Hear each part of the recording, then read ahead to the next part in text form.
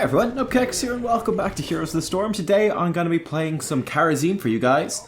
And we're going to be going into Divine Palm as well, which I don't think I've done a video on in quite a while. But I've seen a little bit more Kharazim recently, so I figured this would be a good time to make a video as we get our good friend Asmodunk stuck with... It's completely accidental. I'd love to pretend I was expertly dashing on purpose, but that was complete luck. Oh well. It's still cool. Kharazim is a really interesting healer, right? I feel like he's got a couple of very particular niches that kind of determine how you play him or how you pick him or what you're trying to do with him. In this case, the reason I went for... Well, actually, I'll cover... This is more a secondary reason, right? Let me cover the main reason. You usually want Kharazim as part of a very aggressive team, I would say. An aggressive diving team. The reason for this is that his heal is on a fairly long cooldown and it's a big AoE heal that also gives movement speed. You can see me trying to use it there to save ETC. Got a bit greedy for that regen globe. A little bit greedy. But yeah, your heal is like an AoE movement speed buff. So you typically want, I mean, it fits very well in a very aggressive diving team, as you would think, because, well, you're diving in on top of people, so that movement speed is useful to enable the dive, and then you also tend to be, you know, fairly clumped up because you're diving in on a particular target, so you get good value out of the healing. And Kharazim is very mobile, and he also does some pretty good damage himself, particularly when you pick up Iron Fist at level 1. So that's usually the way that you're gonna, you know, pick him, and then you can grab Seven-Sided for a bit more safety. You can grab Divine Palm for a bit more single target healing, like safety for yourself at Seven-Sided, and then safety for your team with Divine Palm, I should say, more specifically. I do feel like Divine Palm is definitely more relevant now, since the support nerf patch. I'd say before that you'd often be running Kharazim as a second support, but with the support nerf you're definitely moving a lot more into that single support role in terms of a very super hyper aggressive comp. So I think Divine Palm probably stands out now as being the more useful heroic overall, so that's what I'm going to be building here. I think the level 1 talents for him are very interesting, very interesting. Blizzard have balanced them quite a lot. I think we are reaching the point where they're all actually quite good. In this game I'm running with Iron Fist, and I do feel like Iron Fist will generally speaking be the best choice, but the other choices are pretty good as well. Iron Fist is every third basic attack, we do a chunk of bonus damage, and we get 30% move speed for a couple of seconds. It adds up to a fair amount of extra single target damage, which is very useful on Kharazim. In particular, in this game, it's going to be very useful to punish, you know, Tracer or Thrall whenever they get aggressive. Insight's not bad either. I feel like it's probably a little bit questionable at the moment, though I guess we'll see after the Blizzard just basically buffed structures and stuff like that. They're trying to slow down the game time. But I'd be a bit concerned with a quest like Insight, which takes a while to get going. I think we have to look a little bit critically at all the quests in the game and make sure that they're definitely worth it before taking them, because the game is so snowbally right now. Though again, like I said, the patch that literally just came out today or yesterday if you're in NA might actually change that around. And then Transcendence, which does healing. It's okay as well, though again, bear in mind it's the lowest health hero nearby. It's not necessarily something that you can control the best, though it does give them movement speed, which is pretty cool. And I think it is a decent option. I think they're all decent options, though. I would be going for Iron Fist. I would go for Iron Fist in most cases. I just think it fits with how you're gonna, in the situations that you're usually gonna pick Kharazim. So this is unfortunate, right? Our teammates have moved into the point already. Alarak is still rotating from top, and then we're going to rotate up to join them. They've engaged a little bit early, so it puts us in a rough spot to actually contest this point, but we're going to try our best. Now, the second reason that you're going to want to choose Kharazim, I think, and one of the main reasons I chose him in this game as well, apart from the fact that there were many supports, I believe, banned out in this draft, right? He also brings a number of ways to bring armor, physical armor, block stacks to his team. In this case, we've grabbed Earth Ally at level 4, so we can place this down, and you'll see us placing it down from time to time. I actually meant to put it down here, but it didn't activate. I think if you try to cast it during a dash or something, it gets a bit weird. There it is right now. He's got a little bit of HP, and it gives every ally within its radius 50 physical armor, which reduces all the damage they take from heroic basic attacks by 50%. Which is a pretty big deal. You can also dash to them, which can be kind of nice for hopping over walls and stuff like that if you need to.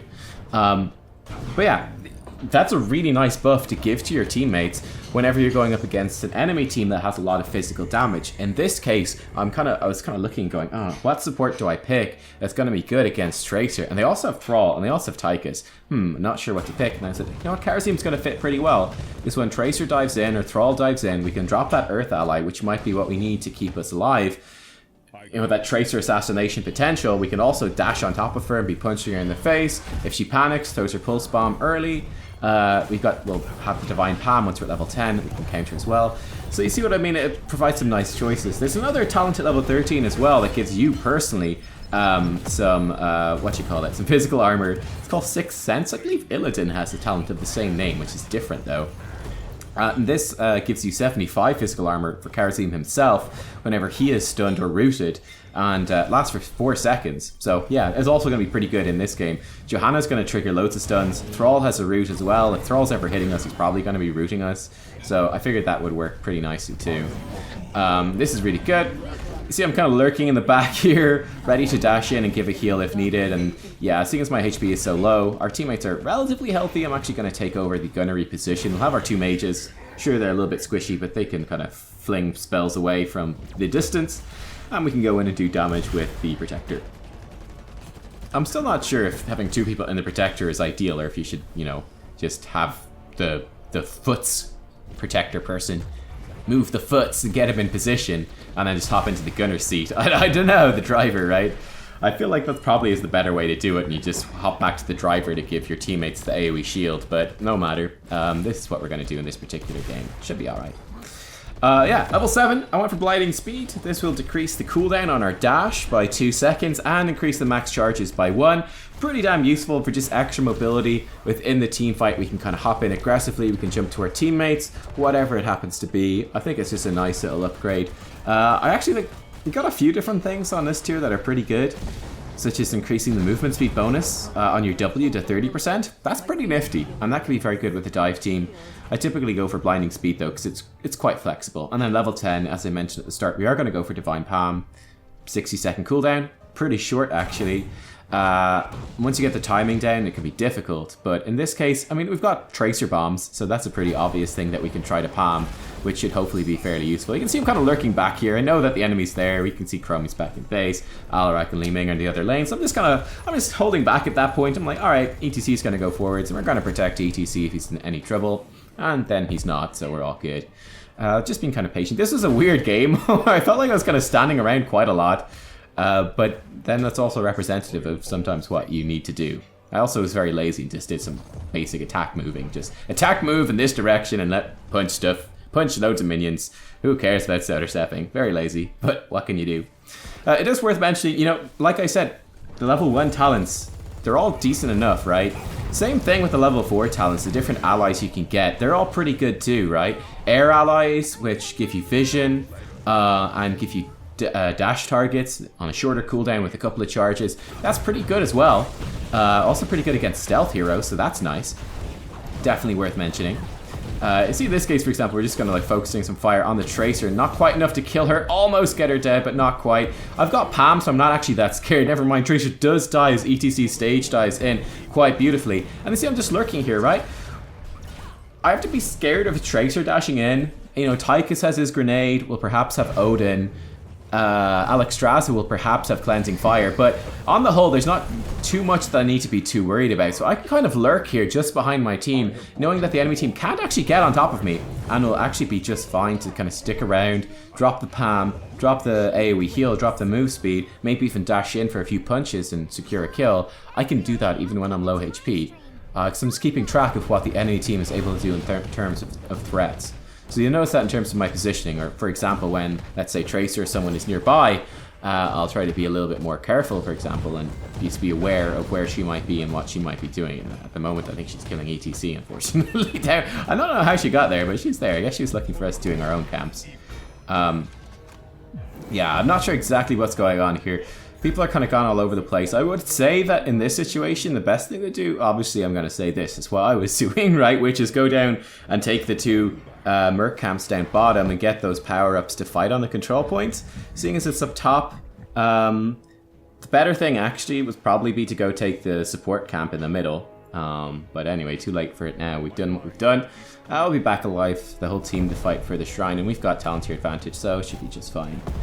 6th Sense at level 13. Usually I would be taking Quicksilver on this tier, which gives Kharazim and an ally, if he dashes to them with his dash, 30% movement speed buff for 3 seconds. It's insanely strong.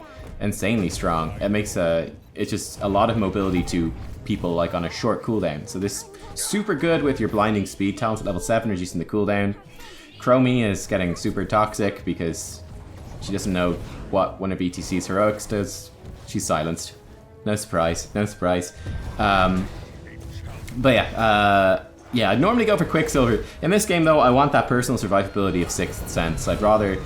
Yeah, I just think there's so many ways for them to apply or to trigger 6th Sense. With the Johanna, for example, like it's triggered right there. You can see it on my buff bar. It's slowly ticking down. There we go. The Condemn triggers it once again. Condemn's like a 0.25 second stun, something like that. It's like this tiny little stun. Right, it's barely a stun at all in that sense, but what it will do is trigger our 6th Sense and give us a whole lot of physical armor, which will make it difficult for Thrall, make it maybe difficult for Tychus, and certainly make it difficult for Tracer to actually calculate their dives and their kills. And then right there, this is actually works out really well. We're able to just barely get in, get to Alarak and palm him. It's kind of funny. It looks pretty good in the replay, like that was intended, but it wasn't quite.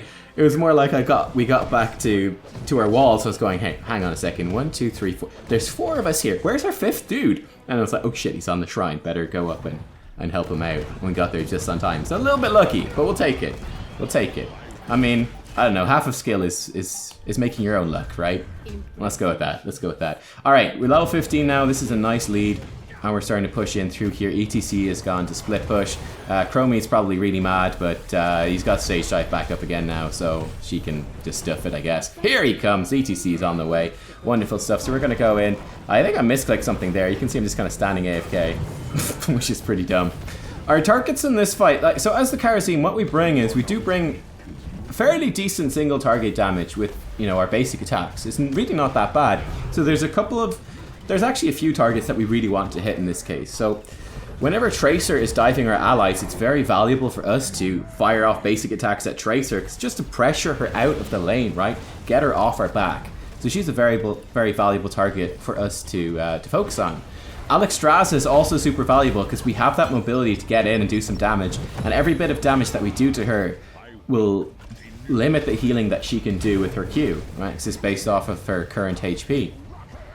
So they're 2 very valuable targets. We can punch Johanna when she's out of position, and that's okay. Thrall is another good one if he moves forwards. If we can focus him down before he gets too much self-healing. And then Tychus, I mean, if we're ever in position to hit Tychus. So it's kind of understanding which targets can I hit at the moment. And Kharazim is pretty aggressive, right, in terms of how you're playing oftentimes, so that's something you're going to be looking to do. As I've said, though, you know, you usually do play him in a more aggressive composition. I think Thrall forgot that Chromie's stasis lasts longer than normal stasis. Whoops. We're not in a very aggressive comp. We're in a somewhat aggressive comp, right? But we're not in a super aggressive comp here in this particular game. So that is somewhat making me a bit more passive in terms of the Kharazim play. We're running with double mage. Now, Li Ming is a pretty aggressive mage when she gets going. She is getting going right here. But it's definitely something to watch out for. Looking for the palm there, but she has teleport to get out. At this point, we want to go back. Definitely like overstaying a little bit. We just want to be on the run as much as possible. Li Ming stops to cast. This isn't good. I'm moving in for the palm, but I do it too slowly and we miss it there. Our teammates are just a bit too slow running away. Like we're not going to go core. So in this situation, pretty much as soon as the keep has gone down, or as it's going down, we want to be retreating. We want to be on the run. Just to make sure that we get out okay. You can see even overstaying like that half a second leaves us in a pretty rough spot. Now Tracer is looking to dive in, so we're going to dash forwards. Tychus is the one I want to hit there, so we're going to go in on him. We're able to palm Alarak, but he actually gets a heal, so he's actually okay. That can be very dangerous, right? If you mistime your palm, that can be very, very dangerous in a team fight. If a team is good enough at baiting things out, or if you drop your palm on someone that's about to get a heal, things can backfire real fast and it can be pretty damn bad. Right here I'm trying to focus down the Thrall. Unfortunately he's got enough self-healing in this situation to make it out of things alive. Alexstrasza is trying to keep him up as well. Tracer's chasing after us. Luckily though, we've got, once again, our Sixth Sense talent at level 13, mitigating that damage she's able to do. Alexstrasza almost dead on the back. Johanna's going down as well. And you can see I'm lurking. I'm lurking very far back. Why am I lurking so far back? It's one of the situations where I'm just valuing the safety over doing anything too crazy. Now this is a bit too crazy diving in here again. We're not... Well, maybe we are going to go core. I think we're a bit too low. Yeah, we're not quite able to go core here. So we want to be a little bit careful. In that situation, might have been able to dive the enemy team and pick up a couple of extra kills. But is it worth it? It's fairly risky. If it works out and we get those kills, then sure, it's great. It's fantastic. And we can, you know, we can get out of here. Oh, like, I mean, maybe we could go core. But the bigger risk and more likely thing to happen is that, you know, we just lose the fight or people die and then we're in a rough spot. So I decided to play a bit more passive. Sometimes it would work out great, you know. You keep diving forwards and you get lots of kills. But in this situation, I don't know that it's worth the risk. Lots of XP on the board for the enemy team to take if they kill us because they're so far behind. And we lose Alarak's sadism. I don't know. I decided to play more passive. And I think it's probably the right decision in this particular game. We don't have the best core damage either. Alarak's going to be nearly useless. Kharazim's pretty good, but Alarak's going to be pretty useless. It depends on how much mana the mages have. Anyway, we're on this point. They've whittled down that fort down bottom, which is pretty good. I think we need to be a little bit careful in terms of positioning. We've got 3-level lead though, which does open up some flexibility in how we're going to move around the game here. I forgot to say at level 16 I did pick up Way of the 100 Fists. So whenever we Radiant Dash to an enemy, we'll do 6 quick basic attacks, each doing about half damage. So it's a quick little burst of damage, and it does proc our trait. In this case, it does proc the Iron Fist, so that's definitely something that we can take advantage of. But right here, that's actually quite a good sundering, and it has split the team up in a couple of different directions. Li Ming's just about able to kill him in the end, but Tychus lives for a long time. He's done a lot of damage. I'm basically going to die at this point, trying to do what I can before we go. See, I'm not entirely sure what happened in that fight. It's difficult to see because we got split up. I think it was a good sundering, and the elevator rampy thing's not working. The conveyor belt's not working in our favor in that particular case. Yeah, Tychus definitely lived longer than I thought he would, and that ended up being a mistake. Thankfully he died and the rest of our team just about made it out. That's really good. Thrall oversteps, gets picked off. And what looked like a very bad situation actually turns out okay. I think Johanna actually prioritized the point instead of saving her team, which is definitely a big mistake in this situation. Yeah, it can often happen, right? It can often happen.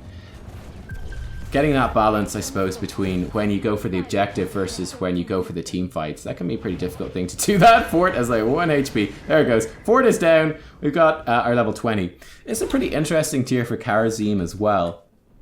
Storm Shield is what I would often go for, actually.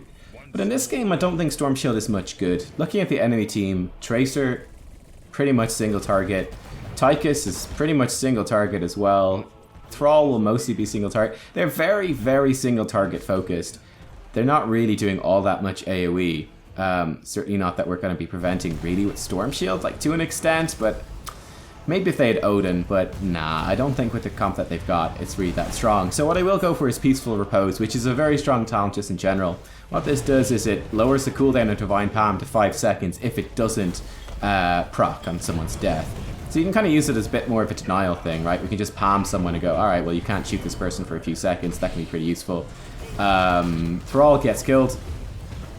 That's very good news for us. We're going to pick off this Tychus turret, and we're going to be able to dive in here now pretty aggressively. It's putting some pain in on the Tracer. We've run low on our charges, so we're just going to stay back, boost up those charges, and get ready to follow up with our team.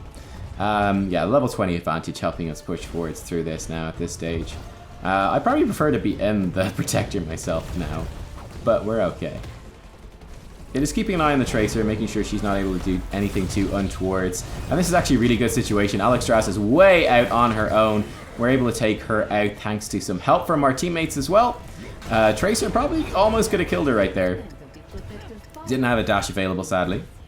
Yeah, this is looking pretty nice. We're on the core, and this will be game over at this stage. So I thought it was a kind of an interesting game in terms of... Yeah, I think this Kharazim is such an interesting support. He's one of the more unusual ones. And I thought this was a cool game because it's not fully in like full-on dive Kharazim mode, but it's kind of showing one of the different niches for him. I might try to get a dive Kharazim game in another video, like really going crazy with like a super dive composition, just going all in all the time. It could be pretty cool, but there you go. That's a different sort of Kharazim, and I think it's certainly worth looking at playing with Divine Palm, seeing as I feel like this is, you know, Divine Palm is definitely the direction you're going more so these days, since they nerfed the whole double healer thing that was going on. So there you guys go. There's the stats at the end. There's the talent build. And yeah, I will see you guys pretty soon. I'm going to report this guy for spam pings because he was quite annoying. There you go. Thanks for watching, everyone, and bye-bye.